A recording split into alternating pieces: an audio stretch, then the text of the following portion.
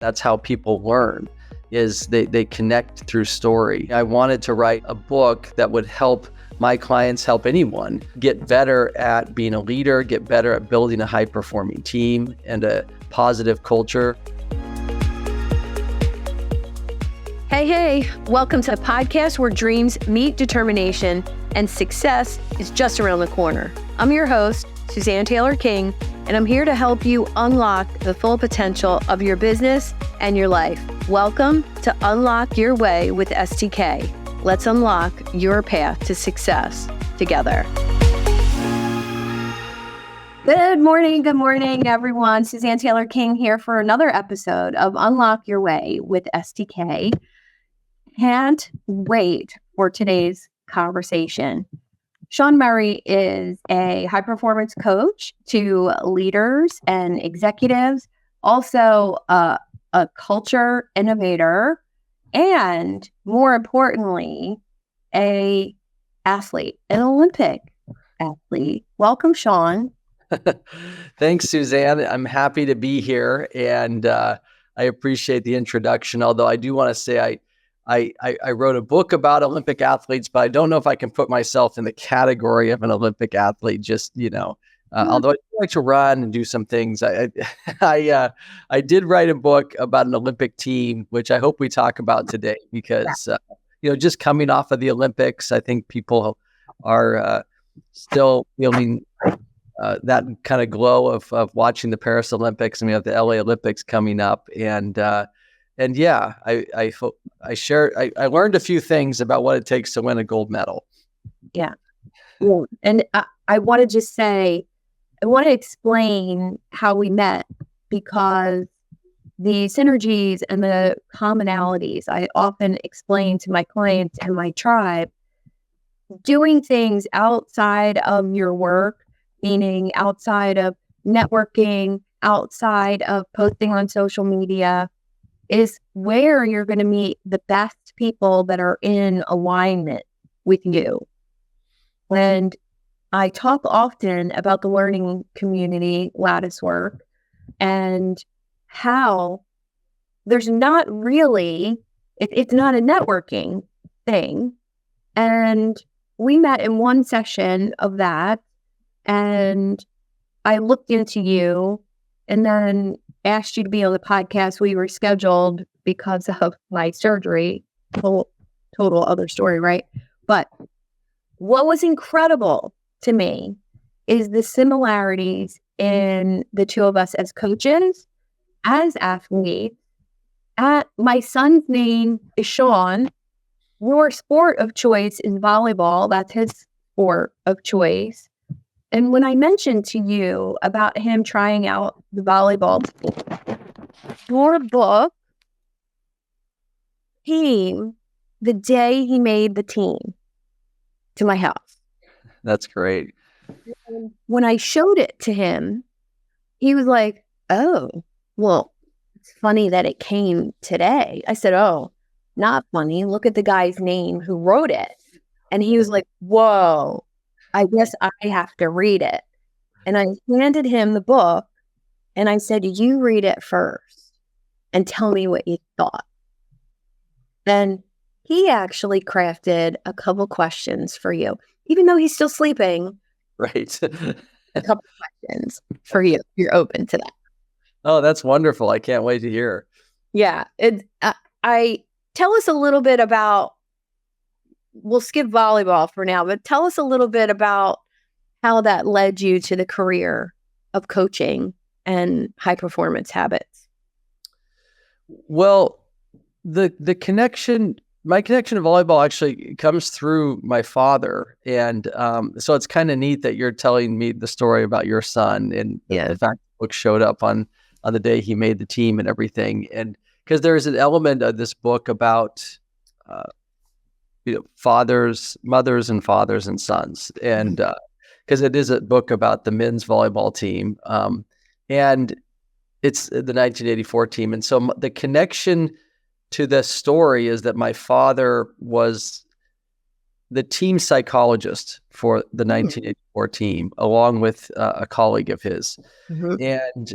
And we went to the Olympics in '84. I was young. I was 13 years old.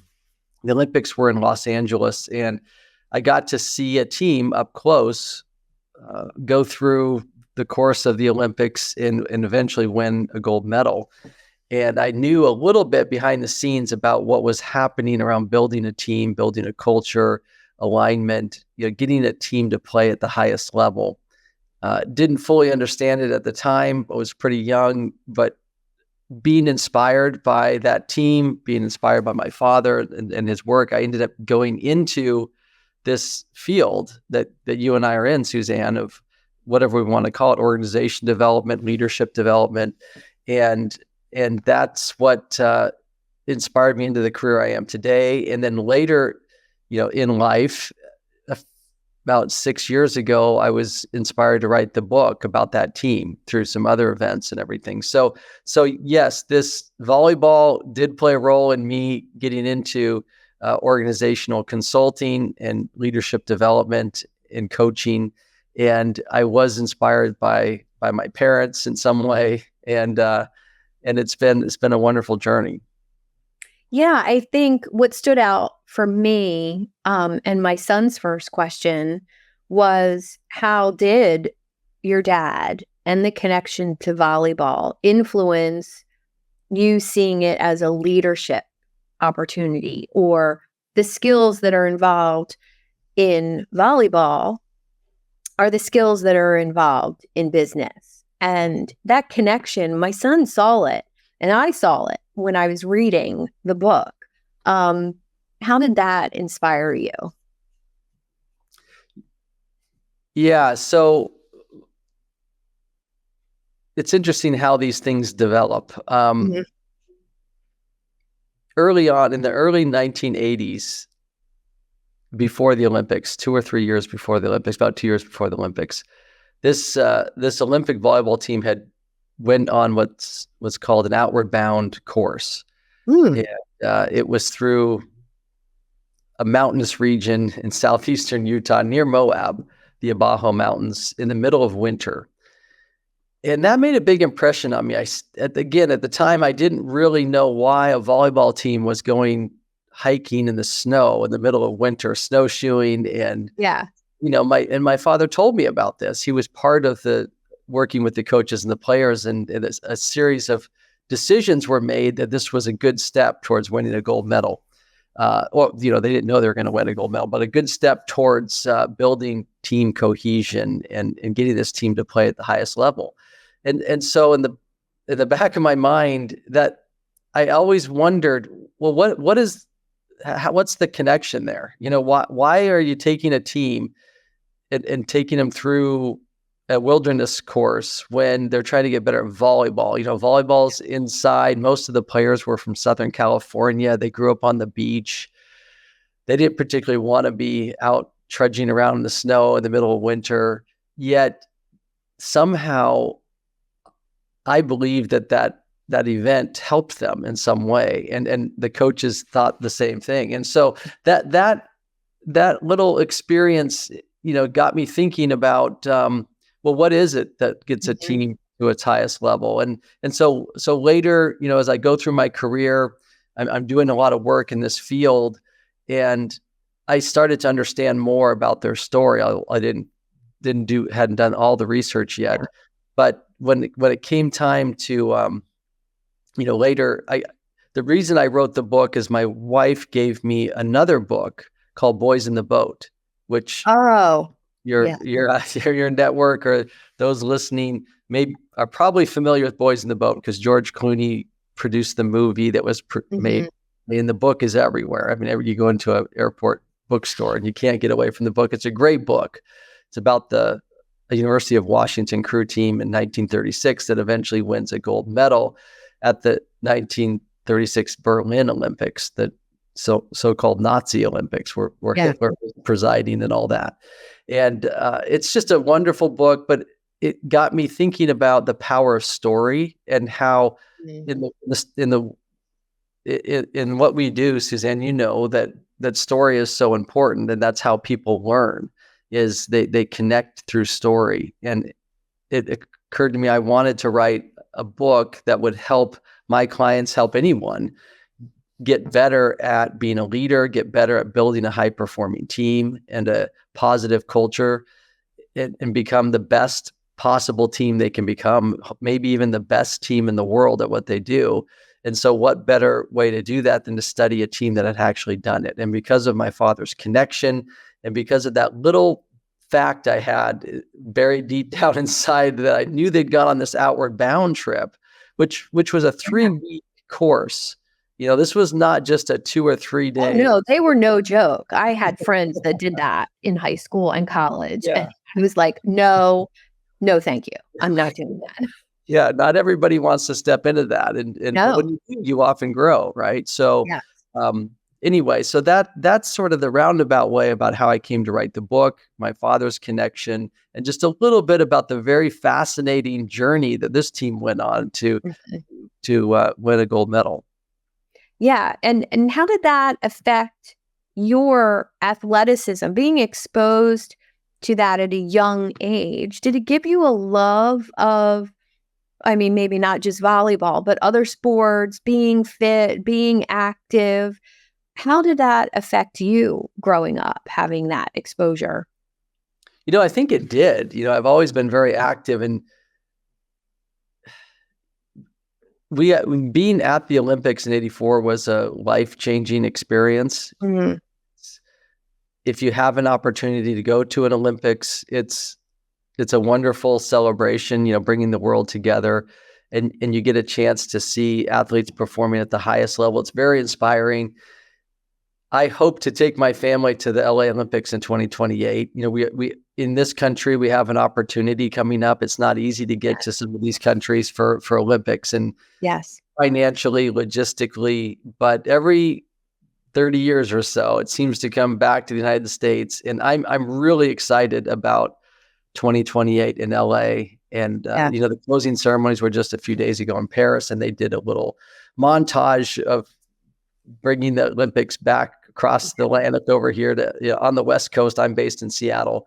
But I do think I was inspired. I remember in '84 and being around this team that I picked up running after that, because maybe it was Carl Lewis and the track athletes of the 1984 Olympics, who were also very inspiring. Mm-hmm. So I picked up running. I got very into basketball, but became my sport. I didn't end up becoming a volleyball player, and it might be due to my height. It helps to be a little high. Now it is to be short. Yeah. But no, it's definitely inspiring. I've always been athletic in some way, because I believe in the power of the body to get energy out of your day. And for me, it's sort of meditative to have some kind of exercise. And I've always tried to keep that up. And it probably had something to do with that team and that exposure. Yeah, I really think I was in high school in the 80s, but sometime in the 70s, I'm not sure when he won all of his medals. There was a swimmer by the name of Mark Spitz, and I'm showing my age here, remembering him.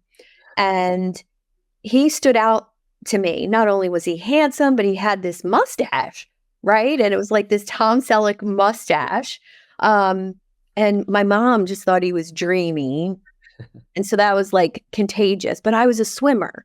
So I found inspiration in his performance at that highest level, and watching it on TV made me want to go in the pool and do my best. And it's amazing how the Olympics do that, because we don't watch those sports on TV, not like baseball and football and ice hockey, right? They're the sports that are on in my house all the time. Well, I'm never playing one of those sports when I was younger. So it looked like, oh, this is a guy who's doing a sport that I do, and finding that inspiration was really cool. Definitely. And I remember Mark Spitz. It reminds me of Michael Phelps. He was the Michael Phelps of our generation, right? Yeah. And then we saw the French swimmer, Marshall.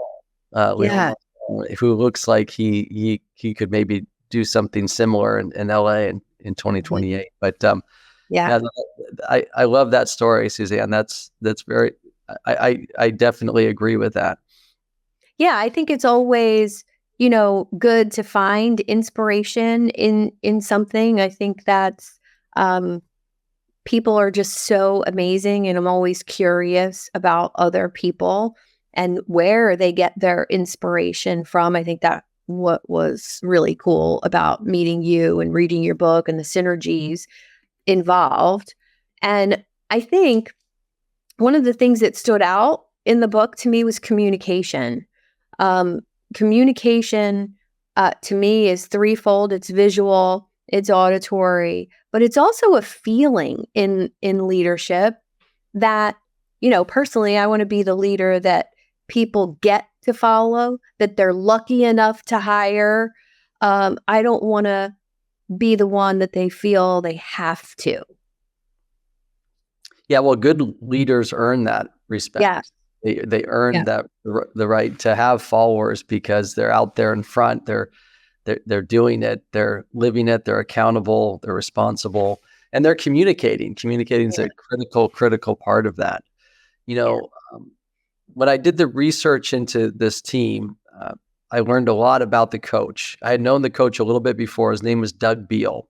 Mm-hmm. And Doug Beal was a player in the 1970s, and he had been through very challenging time of the U.S. national team. He was on the U.S. national team when my father started working with the team, and he really believed in some of the things that the team psychologist was doing to try to build team. But there were a lot of egos. A lot of individual players who were very good, but they weren't playing together as a team. I think we see this a lot in business and anywhere. It's a team requires a group of people to come together and put the success of the team above everything else. And put the mission in front of maybe their own ego or their own personal goals. And so Doug was the kind of person through communication.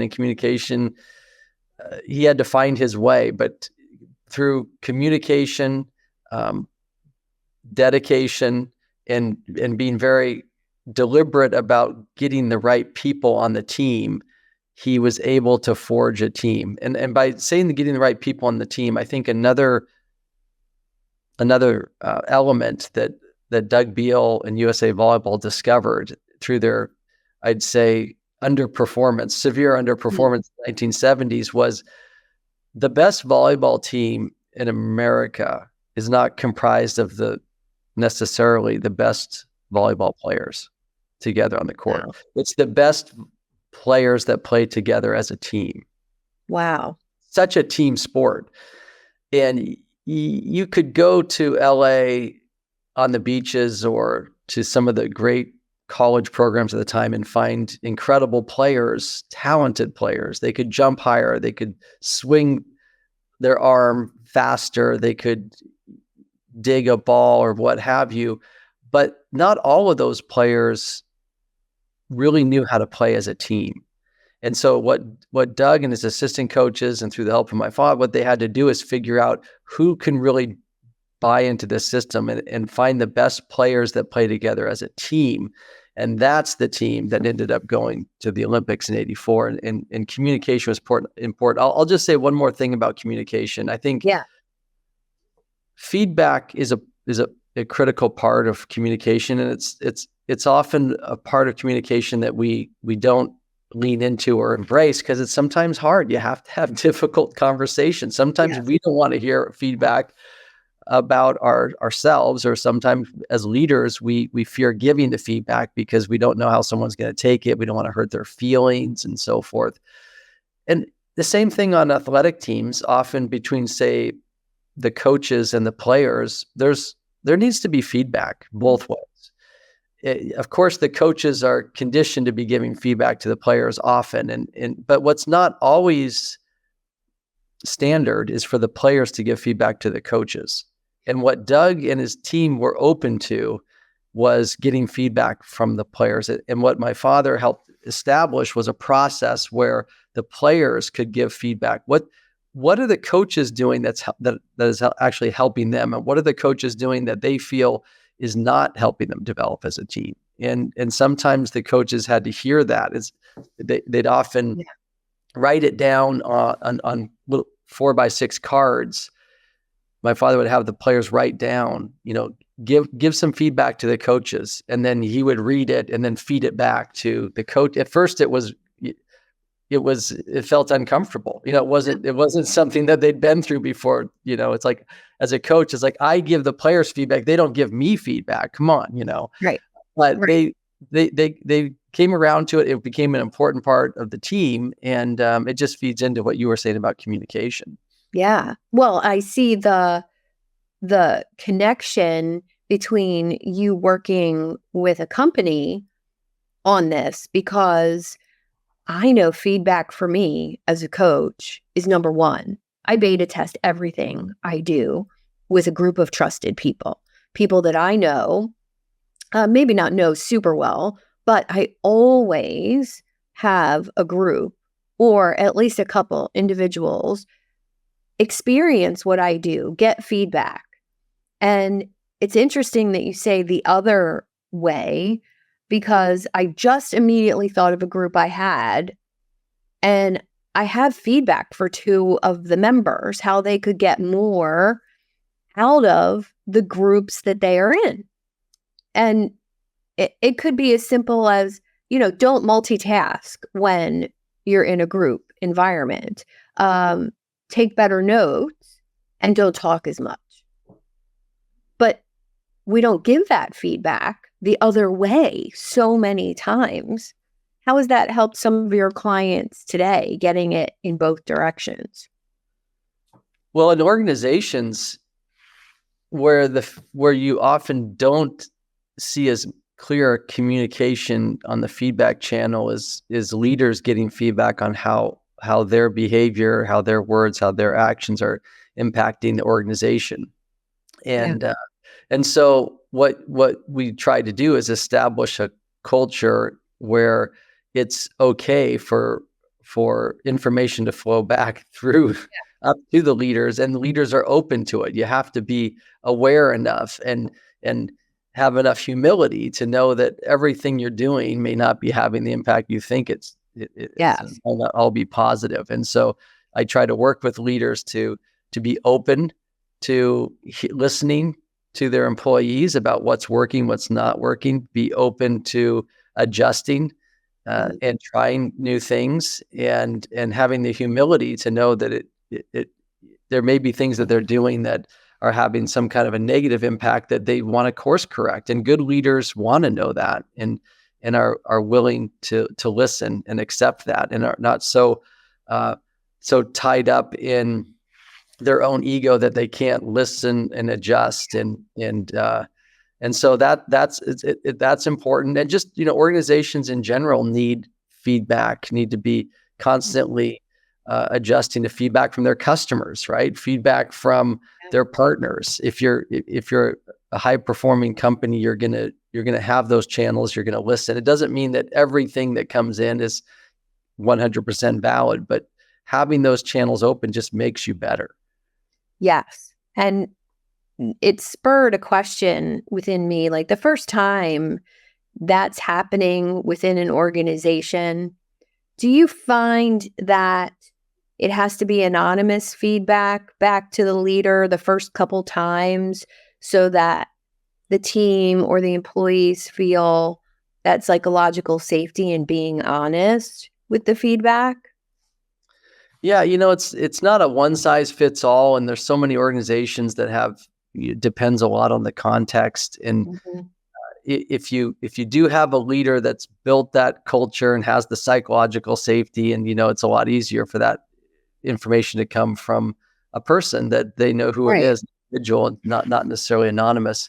There's 360 feedback, which is a popular method, and it often involves anonymity from the direct reports perspective. And I think there's a time and a place for that. Definitely depends on where your organizational culture is, on the spectrum of building trust. Are you a low trust organization at the time? Are you a high trust organization? And it depends on where the leaders are from their own maturity level. And all those you should probably take into consideration. But definitely, you have to find the right method, but there needs to be a channel for feedback and communication for there to be a high performing team. That I truly believe. And I saw that with this volleyball team. And it wasn't there in the 70s when the team was struggling. Mm-hmm. They started implementing it.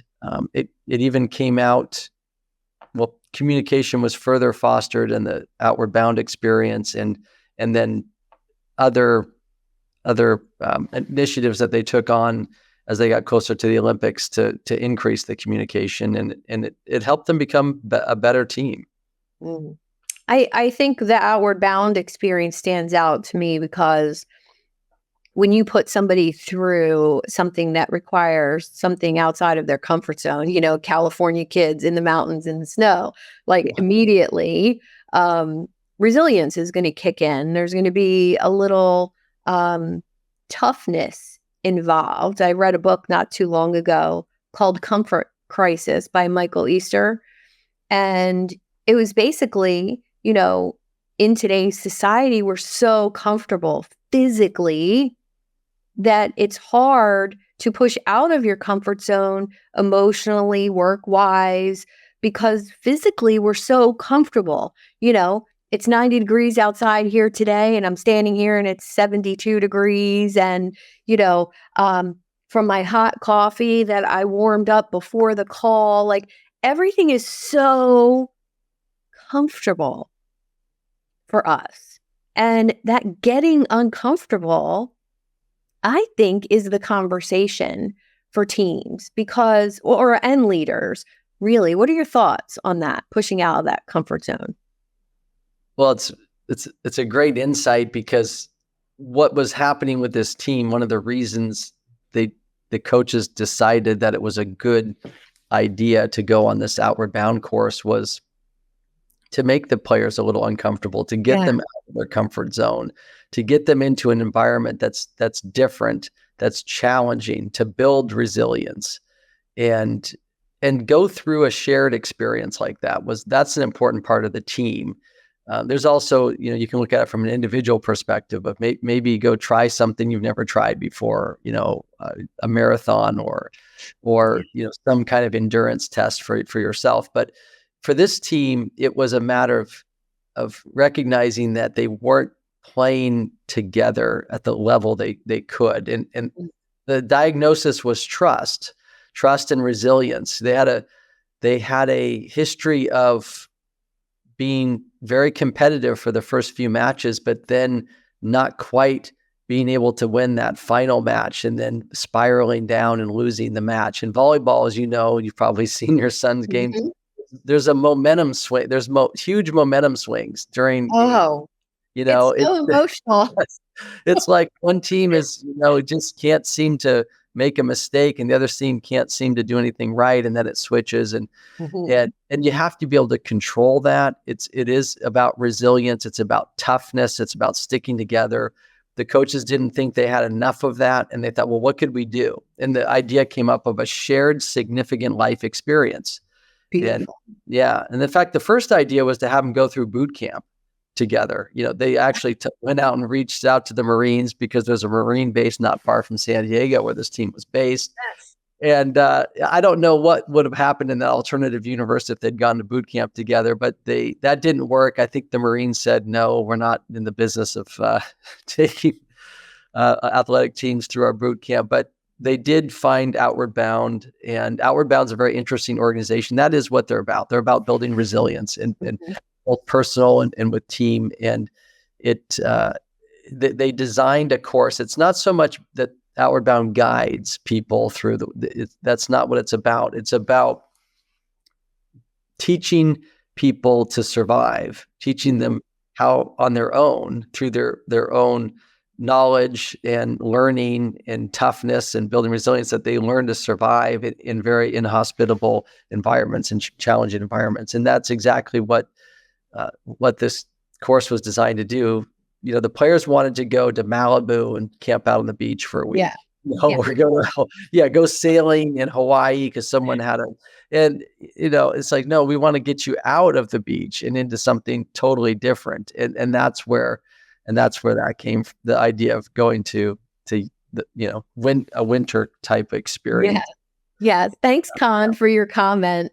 Growth does not happen in the comfort zone. That's for absolute truth. So now I'm curious how you've used experiences like that with some of the teams that you've worked with. Yeah, you can't often take a group of executives for 3 weeks out of their No, 3 weeks would be a long time. Yeah, but put them in the wilderness. So you have to come up with other ways of doing that, right? Mm-hmm. And so one way that I've done that is through business simulations. I think that's a technique that you can take people out of their day-to-day and maybe even elevate them into a role that they're not familiar with, like a C-level role, and have them run a business. And we can also take leaders, and if let's say I'm working with an HR leader, and have them go through a one-day business simulation where they're part of a leadership team, but they're the CFO, they're the chief financial officer, and then have the chief financial officer be the chief people officer, and have them make decisions about the finances or something that's out of their comfort zone. And all of a sudden they have a different appreciation. It's challenging. They have to work together. They have to listen to one another, coach one another. And that's been one way that we've done it, because you have to find ways to do things that are, you can do in a day or two. But we often getting people out of the office, for these offsites, I'm sure you do that kind of work too. And there's a reason why you want to get out of the office. Yes. And, get out of that environment, because you're just so comfortable. You immediately get into email, into your tasks, into tactical things. Mm-hmm. So getting out of the office, you can also get people out of their comfort zone by having them, talk about, in building trust, talk about things personally.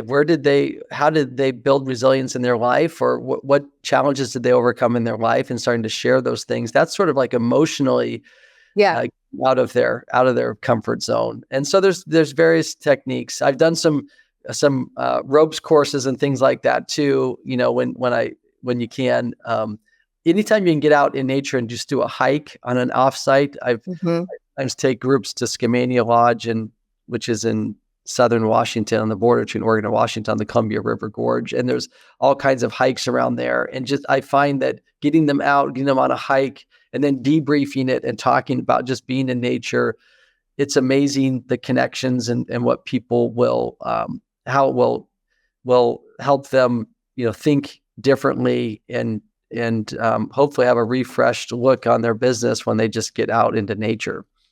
Yeah, that's a beautiful spot there. You instantly took me back to being there and snowboarding at Mount Hood in the summertime, and just how beautiful it was.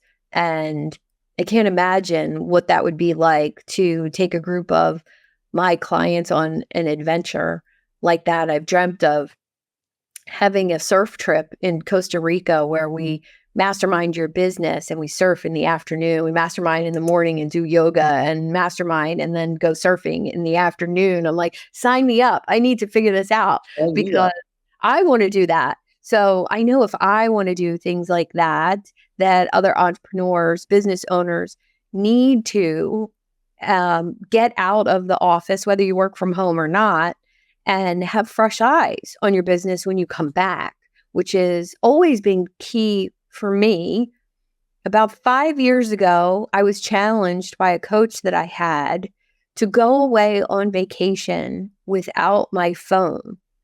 And I think I had an anxiety attack. I was like, what? No, I can't do that. And he said, you're not a surgeon. Nobody's going to die while you're away. Like, what would it take for you to go away without your phone and completely connect with your family without that device in your hand? And I said it would require me to delete social media and email off of my phone. And that way I could only access it on my computer. And that's been a gold standard for me moving forward. If I go away, and when I go away, which is often, there's no social media on my phone. And I still have not installed email back on my phone because it makes me distracted. Who wants to stand in line at the grocery store and see an email come over? No, thank you. Yeah, getting away from that is, well, it gets us out of our comfort zone, but it also forces us to be in the moment. And yes, and you sometimes think back, like, to this volleyball team, say in the 80s, going off on an outward bound. They a different time when they weren't as they got to experience life in a way, we all did back then, that was less connected, and it's harder to get back to that. And I think there's something about that. Yeah, I talk about that a lot with friends, clients, that, it was just a different time for us back then, where if you were going away for 3 weeks, and I drove across the country, I'm trying to think what year it was, 1990, drove across the country with 2 girlfriends. I graduated college in 89 and they did in 90. And we packed up my car and we drove across the country to snowboard in a bunch of different places, go to Las Vegas, see California, all the things. And my mom was panic stricken. There was no cell phone. We had a paper map in the car. And the disconnection to her was frightening. Of course, I was young and didn't think about that at all. And today, we don't have that issue. We're hyper connected. And I think communication has gone down because of being over connected. Because you can always talk to people. Always. Everybody's just a text message away. How in the world do you improve communication when there's so many channels of communication within a team? I mean, there's email, there's boundaries that are needed with that, right? How do you improve it when there's all these different inputs of communication within a team? Well, it certainly makes it more challenging, I guess a double-edged sword there, because there's more opportunities to communicate with people through different channels. But yeah, you have to make a decision about which channel to get to and how to do that, But I believe you just don't get away from the leader getting out in front and talking to people, whether it's on a Zoom call like this or in person. There's a time for Slack, there's a time for texting and, sharing information in that way. But people crave connection with other people and authentic connection and hearing what the leader has to say. Why are we doing this? Why is this a good idea? What thought process went into this decision? What's my role in this? Helping put together the whole picture of what this team is doing and why we're doing it. That's not going away. I don't think that's whatever technology or AI we come up with in the future, we're going to need humans to connect other humans together to get things done. And it comes down to some of those basics, and hopefully, any good leader will know there's lots of channels, but you can't get away from those basics. Yeah. And now I'm going to ask a question for an anonymous giant company that I have awareness of and exposure to often. What would you say to a $30 trillion company whose company policy was all these meetings all the time, Zoom, on Teams, all the things, and nobody's ever on camera? Well, I would say it's a bad idea.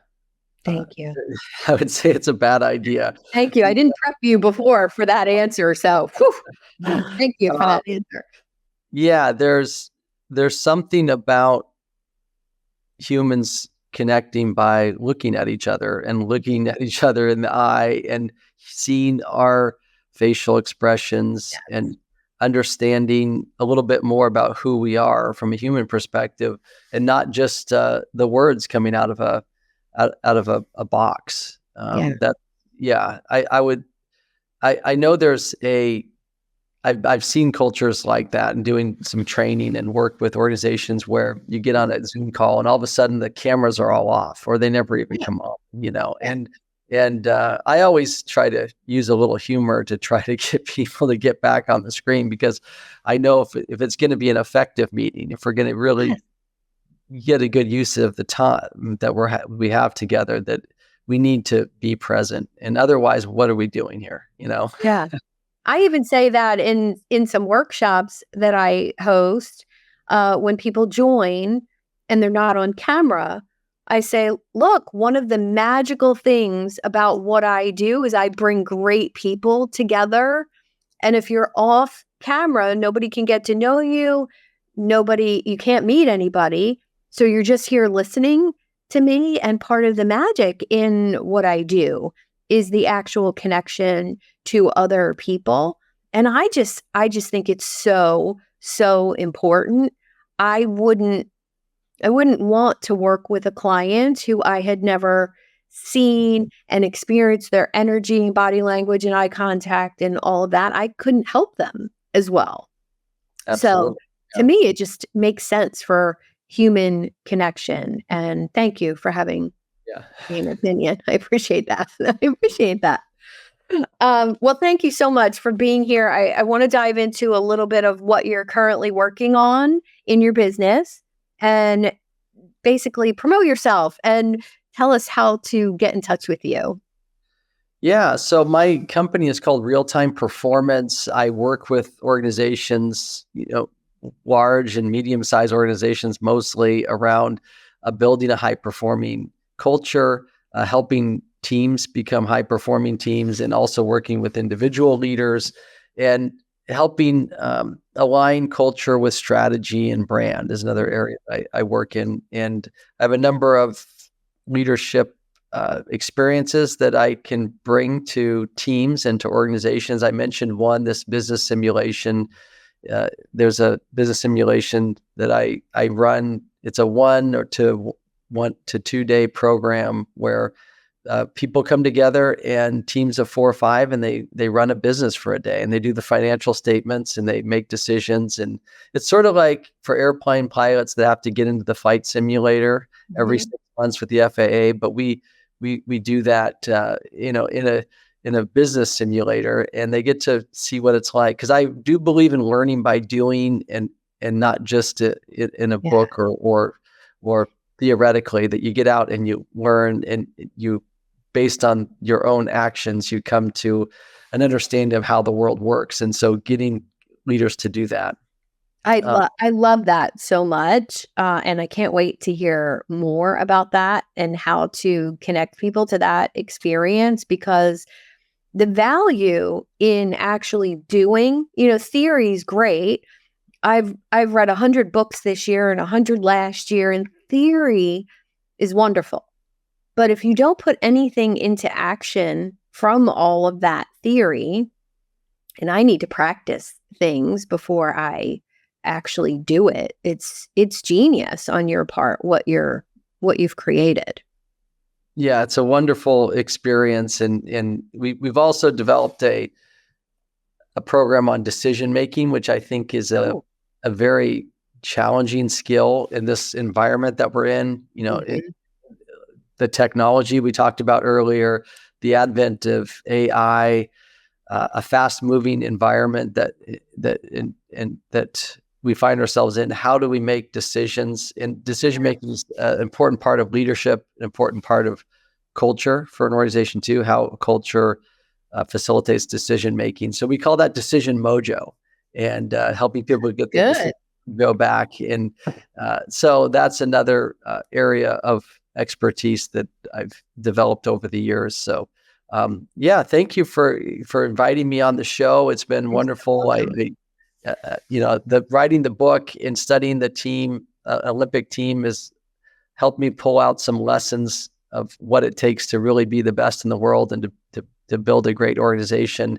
And I'm applying those to the groups that I get an opportunity to work with. And it's really fulfilling and gratifying to see an organization or a team grow and develop and become better. And whatever little role I played in that, it's always nice to get an opportunity to do that. And I feel really blessed to be, in this field that we're in. So thank you, Suzanne. You're so welcome. You're so welcome. I look forward to future connections, and make sure I'll share all of your links in the comments and in the show notes. And if anyone wants to get in touch, we can do that through LinkedIn or Sean's website. And thank you again for being here. Appreciate you. You're welcome. Thanks for having me on. Thank you for tuning in to another empowering episode of Unlock Your Way. I hope you found today's discussion inspiring and you're ready to take your business and personal growth to that next level. If you're feeling as fired up as I am and eager to unlock that full potential, I'm here to help you on your journey and provide that personalized guidance tailored to your unique goals and challenges. Simply book a one-on-one coaching call with me and we'll dive deep into your business aspirations and see how we could co-create a roadmap for your success. And whether you're striving to scale an enterprise or just getting started, I'm here to support you every step of the way. To schedule your coaching call, simply visit the website at unlockyourwaywithstk.com, click on the Book a Call button, and we'll turn your dreams into that reality. Subscribe and review on your favorite podcast platform and on YouTube. Plus, you can join over 800 entrepreneurs in the Idea Lab Facebook group. Let's make success as an entrepreneur happen together. Until next time, I'm STK. Keep dreaming big, stay focused, and most of all, have fun while you're doing it.